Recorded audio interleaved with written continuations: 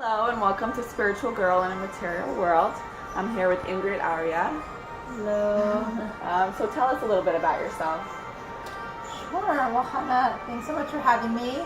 I'm a yoga practitioner and a yoga instructor for now about 10 or so years. I teach teacher trainings and I teach privately, in person, and also online across the world. And I also have a big love for essential oils. And so I use them a lot in my personal practice. And have a lot more to say about them. Yeah. So just FYI, we are in Brooklyn, Crown Heights right now. Yes. In the heart of 770. If you hear that music, they're cleaning for Pesach, FYI. Yeah. So tell us about how it works teaching through a computer screen or Skype. How does that work? In terms of like connecting with the person Yeah. on the other end. Well, I think in these days and age when technology is really at the forefront of communication, and then at the same time it's kind of the reason why people feel so alone, it can be an amazing tool for greater connection. Like suddenly we can connect with people across the world, we can hear about what's going on all over the world.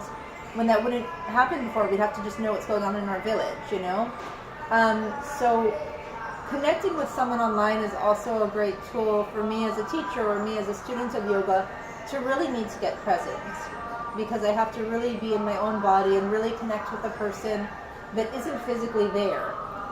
So that demands much more attention, right? Because like there are distractions and I have to be in that space, and I think people can really feel when you're with them and when you're not with them. So that embodiment of connecting with my feet to the ground and connecting with my breath and realizing that really as a teacher we can only share that which we practice ourselves. So that's kind of the head trip I got to get into for sure before teaching. And then also being open to hold that space for the person on the other side of the screen to come into themselves. Wow. Because most of the day we're in our bodies running around, but we're not really in our bodies. You know, there's not necessarily an alignment of presence and body and awareness and breath. So technology can be an amazing tool to actually get more present if we use it that way. Yeah, sounds good. I think we could all use a friend like you. Oh, thank you. I could use a friend during like work you. to do yoga with us. So let's talk about self-love. And you know, as women, we sometimes have a hard time with self-love. And go figure. Yeah. Let's talk about what are some practical things that you use, and maybe talk about your oils, because that's something very practical. So. Sure. So what I'm learning about in my personal life now, and I see it around me as well, is that giving, and I think women in general can tend to be amazing givers, whether we're brought up that way or whether it is truly in our nature more. We can be giving a lot to others in a way that is really depleting, and in a way that isn't necessarily true giving from a place of love and feelings of abundance. It can be coming more from a place of lack or feeling like I must give, or I'm giving but I'm not worthy of receiving. So, you know, self-care and self-care practices now, I know it's like a lot being hashtagged around everywhere, and it's really an amazing opportunity to like build some different practices in your day that you can learn to give back to yourself. So one way I do that is with essential oils. We have lemongrass here, which is my drug of choice almost every day of the week. It's an amazing oil that works with cleansing of energy, and it's a really intense smell, and at the same time it's calming for the nervous system. So essential oils came into my life at a time when I felt like, whoa, I needed love for sure.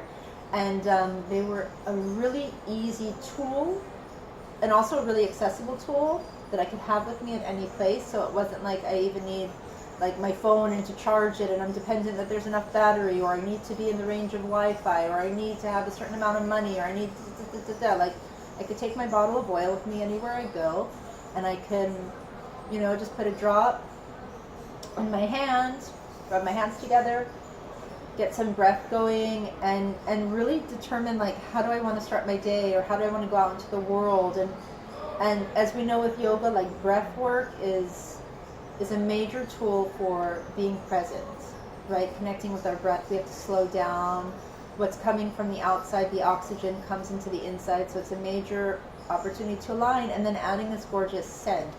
So that's definitely a tool I use every day, and it reminds me, like, to give to myself and to influence how I want to feel, and that I'm worthy of doing that, which is something for some of us we don't always know right away.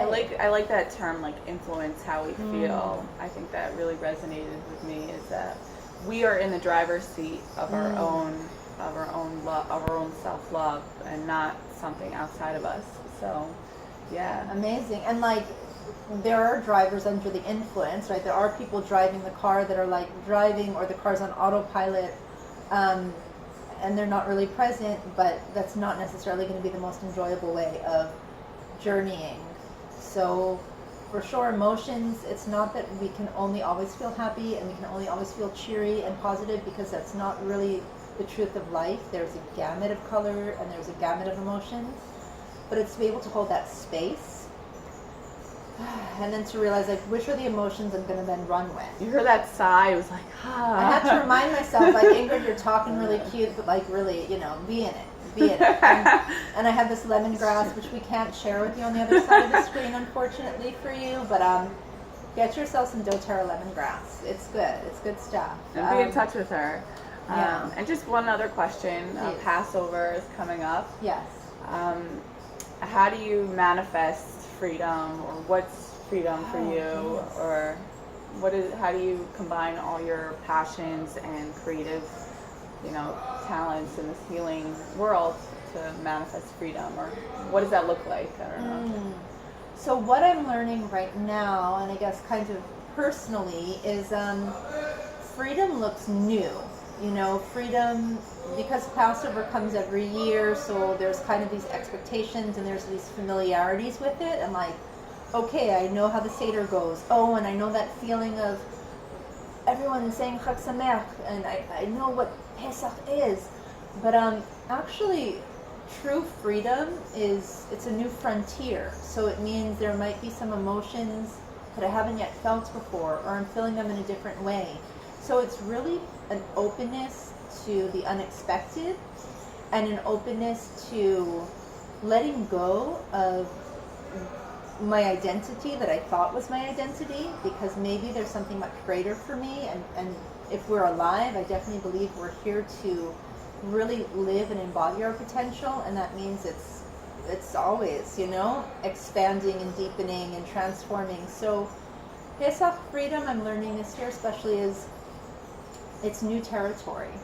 And so it's exciting, and sometimes it can be maybe easier to go back into slavery. I totally understand that, because slavery is familiar. And freedom is a lot of responsibility. So it's not free in the carefree kind of sense. It's a lot of responsibility. Hello? And so it's really It'll be 1 falling in minute. love. We're filming something. We're in If Brooklyn. you need to know how long. Okay, we're leaving right now. Okay, so that's it from 770 Crown Heights. Chag Expect the Sameach, unexpected. and freedom now. I mean.